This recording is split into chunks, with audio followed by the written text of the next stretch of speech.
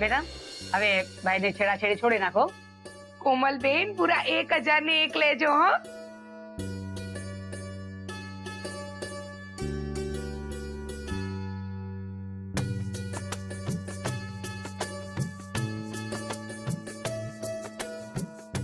ચાલો બેનો, રાંદલમાનો ઘોડો ખૂંદવા માટે તૈયાર છો ને?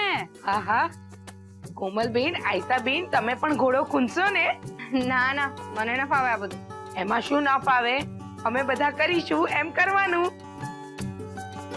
હવે તમે બધા થોડી વાર સોફા પર બેસો, અમે લોકો ઘોડો ખૂંદી લઈએ. ભાઈ આરવ, એમનો ઈશારો એ છે કે આપણે એમના માટે મેદાન ખાલી કરવાનું છે. ચાલો નીકળો.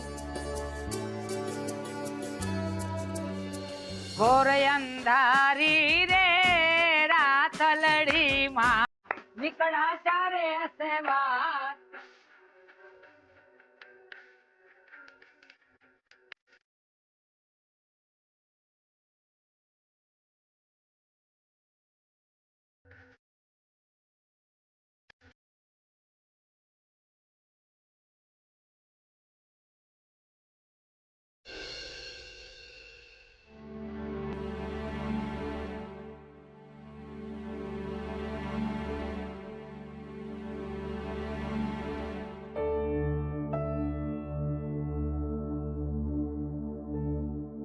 શું વાત છે કોકી? ગઈકાલે રાત્રે જે ઉત્સાહ તારી રાંદલમાં તેડાવવાની વાતમાં તો આજે પૂજામાં દેખાયો નહીં તારા ચહેરા પર. વાત શું હોય? કઈ વાત નથી. કંઈક તો વાત છે કોકી. કેમ ઉદાસ છે આટલી બધી? કેમ આટલા અપસેટ છો અને શું કામ ગિલ્ટ ફીલ કરીને પોતાની જાતને ટોર્ચર કરી રહ્યા છો? તમે પૂજામાં નતા બેસવાના એ વાત મેં સ્વીકારી લીધી ને, તો પછી તમે મમ્મીજીને ના કેમ ના પાડી? તને શું લાગે છે મેં ના નહીં પાડી હોય? પણ જેમ આજ સુધી મન મારીને જીવતો આવે છું એવી રીતે મારે પૂજામાં પણ બેસવું જ પડ્યું ને. આરવ પૂજામાં પરાણે બેઠો હતો. હે ભગવાન, આમને કેમ ખબર પડી કે આરવ પૂજામાં નહોતો બેસવા માંગતો? હું તને પૂછી રહ્યો છું, જવાબ આપ. આરવ પરાણે પૂજામાં બેઠો હતો? આરવ શું કામ પરાણે બેસે? નહીં એટલે પેલા બંને જણા રૂમમાંથી સાથે બહાર આવ્યા. અધવચ્ચે આવીને આરવ તબિયત ખરાબ છે કહીને ફરી પાછો રૂમમાં જતો. પછી તું ઉપર ગઈ, એને સમજાવીને અથવા તો કદાચ ધમકાવીને નીચે લઈને આવી. એટલે પૂછી રહ્યો છું. આમનાથી કોઈ વાત છુપાવવી અઘરી નહીં, અશક્ય છે. એ તો અમારા મા દીકરા વચ્ચેની વાત છે. એમાં થયું એવું કે આરવને આજે ઓફિસે જવું હતું. મારી ઈચ્છા હતી કે પૂજા કરીને ઓફિસે જાય એટલે. ખરેખર આ જ વાત હતી કે વાત કઈ જુદી છે ને તું મને કહી રહી છે જુદું? હું તને એક્ઝેક્ટલી નથી કહી શકતો કે મારા માઇન્ડમાં શું ચાલી રહ્યું છે, પણ મને એટલી તો ખબર પડે છે કે હું આ ડબલ સ્ટાન્ડર્ડ વાળી લાઈફ જીવીને ત્રાસી ગયો છું. હું તમારી વાત સમજુ છું અને એટલા માટે જ મેં તમને કોઈ વાતનો ફોર્સ કર્યો. તું તો મને સમજે છે પણ હું માને અને બાકી બધાને નથી સમજાવી શકતો. એનું શું?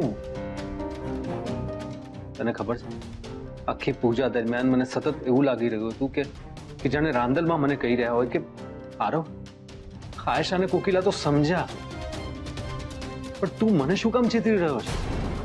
તું નથી ઈચ્છતો કે હું તને 2 માંથી 3 થવાના આશીર્વાદ આપું, પછી શું કામ મારી પૂજા કરી રહ્યો છે? ના ચેતર તું મને અને તારી જાતને.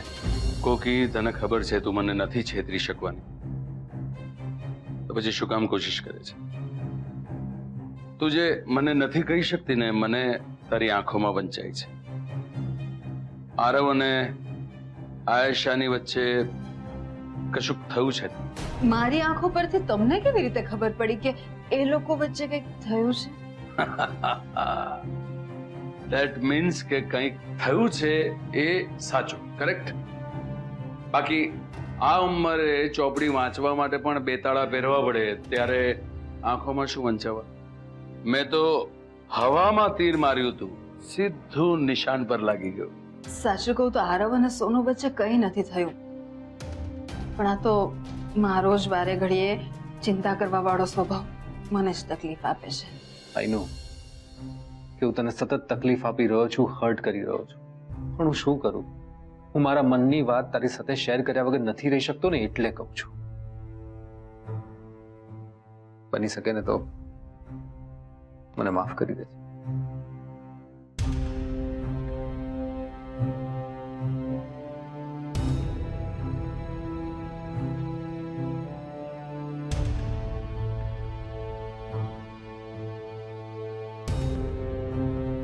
આરવ, તમે મને હર્ટ નથી કરી. ઇનફેક્ટ તમારી આ નિખાલસતા, આ માનવતાને કારણે મારું તમારા પ્રત્યે માત્ર આદર જ નહીં, પ્રેમ પણ વધી રહ્યો છે. અને એટલે તમારો પ્રેમ પામવાની હું સતત કોશિશ કરીશ. કોકી, જે કામ આપણને ન આવડે એ કરવાની જરાય કોશિશ નહીં કરવાની. મને કયું કામ નથી આવડતું? મનની વાત અને મગજ પરનું ટેન્શન તારા ચહેરા પર ન આવવા દેવાનું તને નથી આવડતું. બોલ ને, શું વાત છે? આરવ અને આયશાની વચ્ચે બધું ઠીક તો છે ને? તમે પણ. હું સવારે 5 વાગ્યાની ઉઠી છું. મને છે ને બહુ ઊંઘ આવે છે. જય શ્રી કૃષ્ણ. તું બહુ પાક્કી છે કોકી. જ્યારે જ્યારે તારે જવાબ ના આપવો હોય ત્યારે આ જ રીતે છણકો કરીને પડખું ફરીને સૂઈ જાય. આઈ નો ધેટ. કોકી કોકી.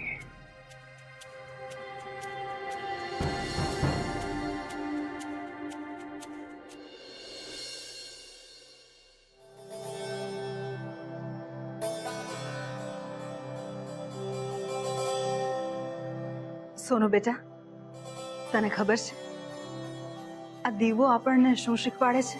શું મમ્મીજી? આ દીવો પોતાના મોઢે નથી બોલતો કે કેટલી વેદના વેઠે છે, પણ એના આ રીતે પ્રજ્વલિત થવાથી એની વેદનાનો પરિચય આપણને જરૂર મળી રહે છે.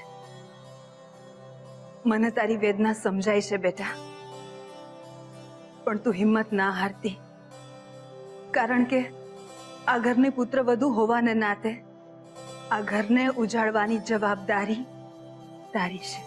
ચોક્કસ મમ્મીજી, અને હું એ જવાબદારી પૂરી રીતે નિભાવીશ.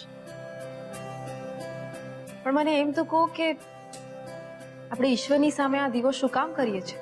બેટા, આપણે દીવાના રૂપમાં આપણી ઈચ્છાઓ, આપણા અરમાનો, આપણી આશાઓ આમ ભગવાનના ચરણે ધરી દઈએ છીએ અને આપણે ભગવાન પાસે આહવાન કરીએ છીએ કે જેમ આ ઘી થકી આ દીવો પ્રજ્વલિત છે ને, એમ આપણને પણ એમની શ્રદ્ધા, એમની શક્તિ સ્વરૂપનું જોમ મળતું રહે અને આપણે પણ આપણી ઈચ્છાઓ, આપણી આશાઓ, આપણા અરમાન પૂરા કરી શકીએ.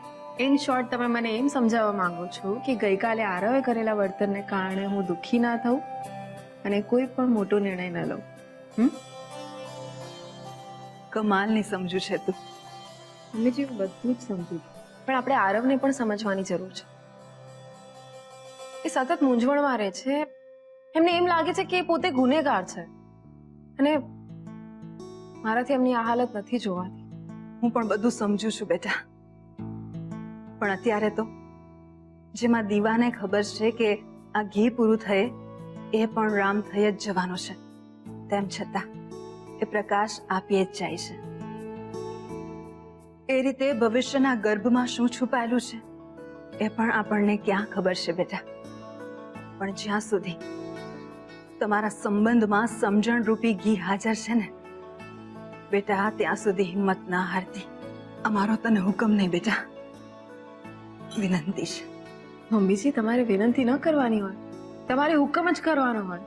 મમ્મીજી, મને યાદ છે તમે જ મને શીખવાડ્યું હતું કે જીવનની હોડીના બે હલેસા હોય છે, એક ધીરજ અને બીજું સહન શક્તિ.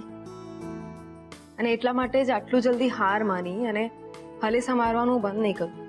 અમારા લગ્ન જીવનની નાવને આમ અટકવા નહીં દઉં. મને તારા પર પૂરો ભરોસો છે, પણ શું? પણ વચન માંગવાની લાલચ નથી રોકી શકતી. મને વચન આપ બેટા કે તું હિંમત નહીં હારે.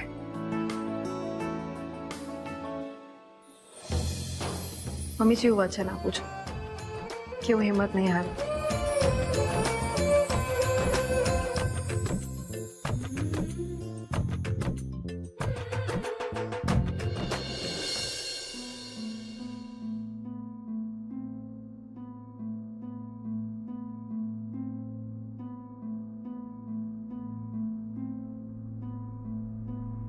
પપ્પા હવે તો કહો કે તમે અમને શેના માટે બોલાવ્યા છે?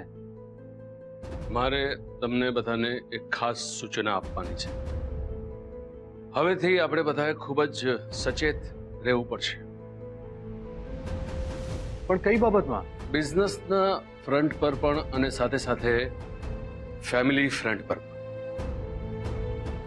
સૌથી પહેલા આરવ, તું ઓફિસે પહોંચ અને આપણી જેટલી પણ બિઝનેસ ડીલ્સ છે, જેટલા પણ આપણા કોન્ટ્રાક્ટ્સ છે, જેટલી પણ કંપની સાથે આપણે સંપર્કમાં છીએ, ત્યાં જ્યાં જ્યાં પણ મજુમદાર કનેક્ટેડ છે, લીગલી એને તરત દૂર કરી નાખ. પણ એના માટે આપણે એને પર્સનલી મળવાની જરૂર નથી. આરવ, આપણા લોયર્સને મળી લો. એમની સલાહ મુજબ એક પ્રેસ નોટ, એક પબ્લિક નોટિસ પેપર્સમાં આપણે છપાડ કે આ માણસ કે આ માણસની કંપનીની સાથે અમને કે અમારી કંપનીને કશું જ લાગતું વળગતું નથી. એટલે આપણું નામ વાપરીને કોઈક બીજાની સાથે બિઝનેસ ડીલ કરે અથવા આપણી શાખ જોઈને બીજી કોઈ કંપની એમની સાથે બિઝનેસ ડીલ્સ કરે અને એમાં જો કોઈ નુકસાન થાય તો એના માટે આપણે જવાબદાર નથી.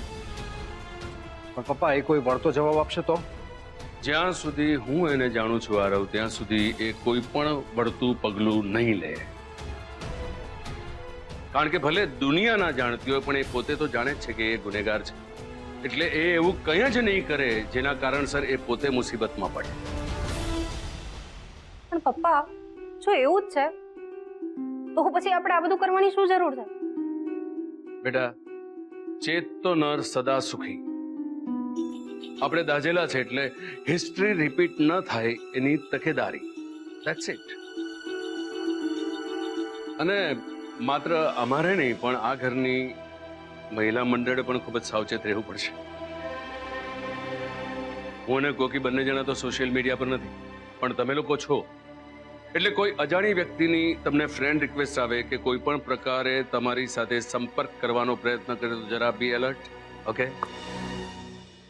એટલે બની શકે એવું કે આ વખતે મજુમદાર પોતાનું નામ, પોતાની ઓળખ બદલીને આપણા સુધી પહોંચવાનો પ્રયત્ન કરે અથવા એના કોઈ ભાડુતી માણસ દ્વારા કંઈક એવી રમત રમે કે જે આપણા સંપર્કમાં આવે ને આપણને કોઈ મોટી મુસીબતમાં ફસાવવાના પ્રયત્ન કરે.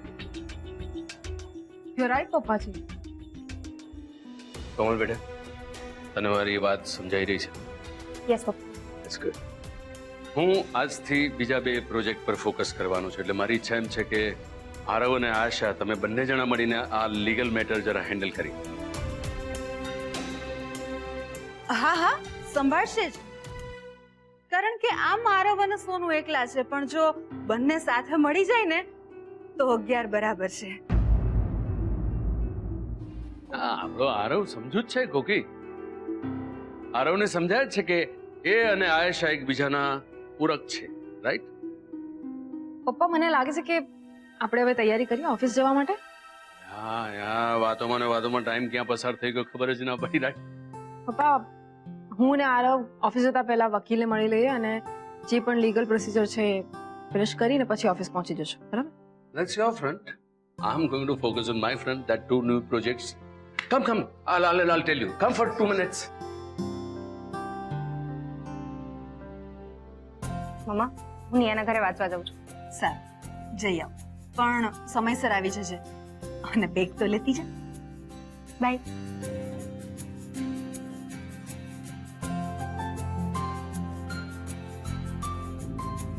તું મારી સામે આમ આંખો કાઢીને શું જુએ છે? મેં કઈ તારા વરનું લૂણ નથી ઉતારી નાખ્યું કે આમ મને વઢે છે, સમજી?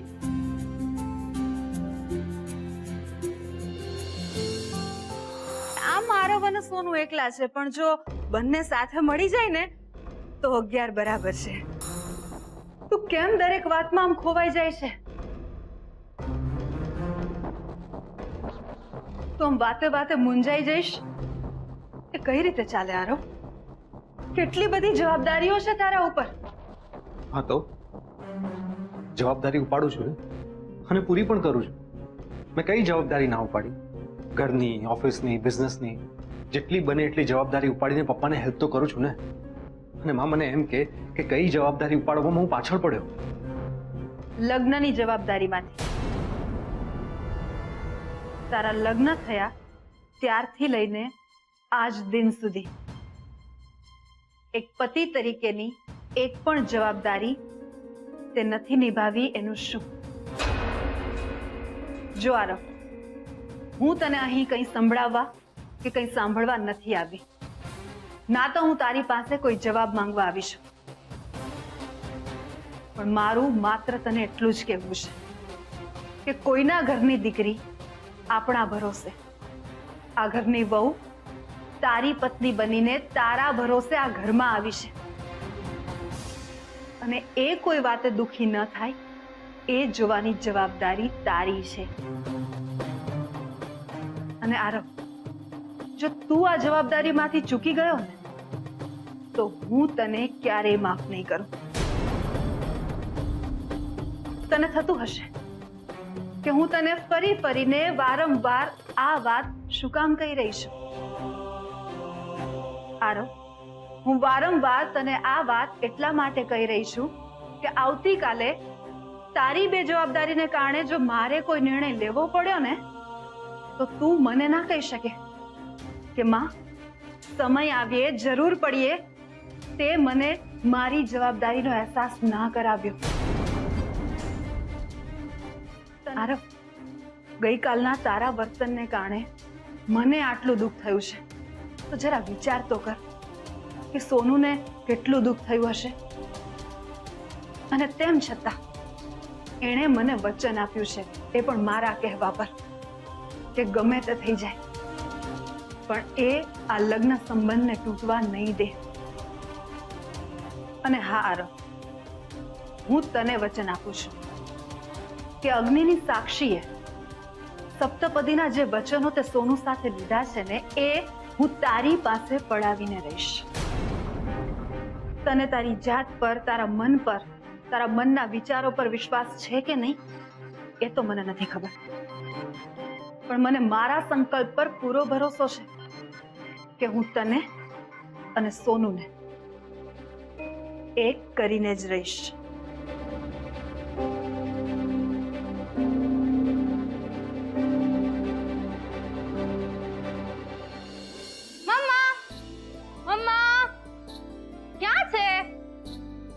થયું?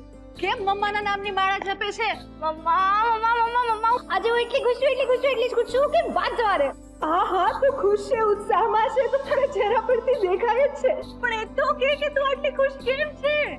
મમ્મા, તને ખબર છે આજે અમારી કોલેજમાં પ્રોજેક્ટનું પ્રેઝન્ટેશન હતું, જેમાં અમારે બધાએ સ્પીચ આપવાની હતી અને અમારો સબ્જેક્ટ હતો હ્યુમન સાયકોલોજી. એટલે હ્યુમન સાયકોલોજી એટલે માનવ માનસ શાસ્ત્ર. અને મેં જે સ્પીચ આપી એ સાંભળીને લોકો એટલા ખુશ થયા હતા, મને સ્ટેન્ડિંગ ઓવેશન મળ્યું. આ સ્ટેન્ડિંગ એટલે સ્ટેન્ડિંગ નહીં, સ્ટેન્ડિંગ ઓવેશન એટલે કે બધાએ ઊભા થઈને તાળીઓ પાડી. ઉપરથી તને ખબર છે મારા સરે શું કહ્યું? શું કહ્યું? એમણે કહ્યું કે તું આટલું સરસ બોલી શકે છે, તારામાં આ સ્પાર્ક છે. એમને આજે ખબર પડી કે જો તું આ સબ્જેક્ટ ઉપર પીએચડી કરીશ તો તારું કરિયર એક નવી ઊંચાઈ પર પહોંચશે. જોયું કોમલ બેટા, તે આમ અર્જુનની જેમ તારું લક્ષ્ય નક્કી કર્યું તો પરિણામ મળ્યું ને. અને અમને તો નાનપણથી જ ખબર છે કે તું પહેલેથી હોશિયાર જ છે. અને નાનપણમાં સ્કૂલમાં પણ તું તારો નંબર 1 થી 5 બાજ લાવતી. શું થયું? તું કહે છે કે હું હોશિયાર છું, પણ જીવનની પરીક્ષામાં તો હું ફેલ થઈ ગઈ ને.